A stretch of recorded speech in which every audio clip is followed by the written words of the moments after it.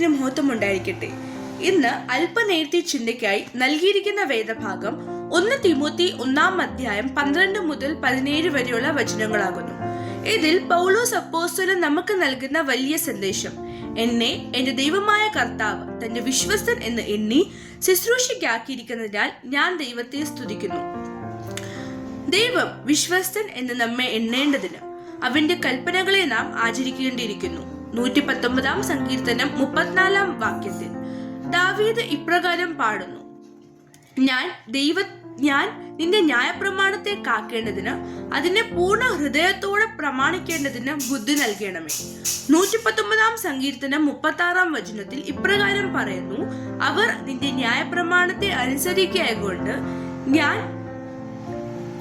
എന്റെ കണ്ണിൽ നിന്നും ജലനദികൾ ഒഴുകുന്നു.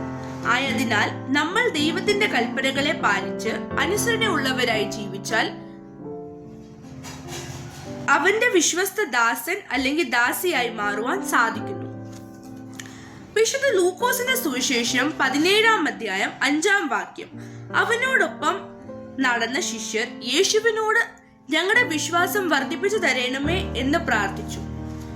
നമുക്ക് യേശുവിന്റെ ശിഷ്യരായി തീരുവാൻ, അവന്റെ അരുമ സന്തതികളായി തീരുവാൻ നമുക്ക് നമ്മുടെ വിശ്വാസം വർദ്ധിപ്പിച്ചു തരണമേ എന്ന് പ്രാർത്ഥിക്കാം.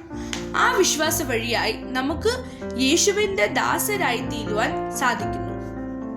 റോമർ 10 17 വചനം ഇപ്രകാരം പറയുന്നു, വിശ്വാസം കേൾവിയിൽ നിന്നും, കേൾവി ക്രിസ്തുവിനെ കുറിച്ചുള്ള പ്രസംഗത്തിൽ നിന്നും ലഭിക്കുന്നു. ആ വിശ്വാസം നമുക്ക് ദാനമായി ദൈവത്തിൽ നിന്ന് ലഭിക്കുന്നതാണ്.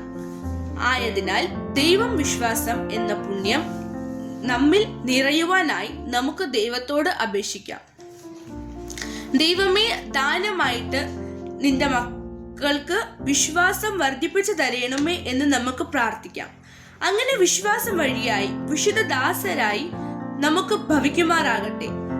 അതിനോടൊപ്പം അബ്രഹാം തന്റെ വാഗ്ദത്ത ദേശത്തേക്കുള്ള യാത്രയിൽ ദൈവത്തിന് യാഗപീഠം പണിത് യാഗബലി അർപ്പിച്ച് ദൈവത്തിന്റെ മുൻപിൽ തന്നെ തന്നെ ശോധന ചെയ്യുന്ന പോലെ നമുക്കും തന്നെ ശോധന ചെയ്യാം.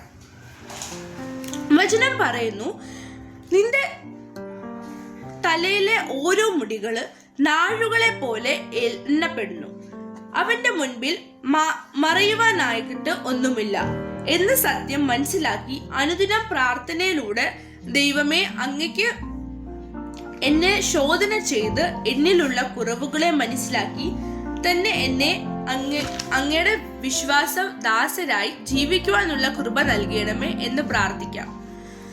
നാം ദൈവത്തോട് ചേരാൻ ആഗ്രഹിക്കുന്ന നിമിഷം മുതൽ അവൻ നമ്മുടെ പഴയ കാല പാപത്തിൽ നിന്ന് മുക്തി നൽകും. അവിശ്വാസത്തിന്റെ കാലഘട്ടത്തിൽ വരുന്ന പോയ പിഴകളെ പൂർണ്ണമായി അവന്റെ കരങ്ങളിൽ മോചിക്കുന്നു. ഞാൻ പാപിയാണ് എന്നുള്ള സത്യം ദൈവത്തിന്റെ മുൻപിൽ അംഗീകരിക്കുന്നതോടെ പുതിയ സൃഷ്ടിയായി നമുക്ക് മാറ്റപ്പെടാം.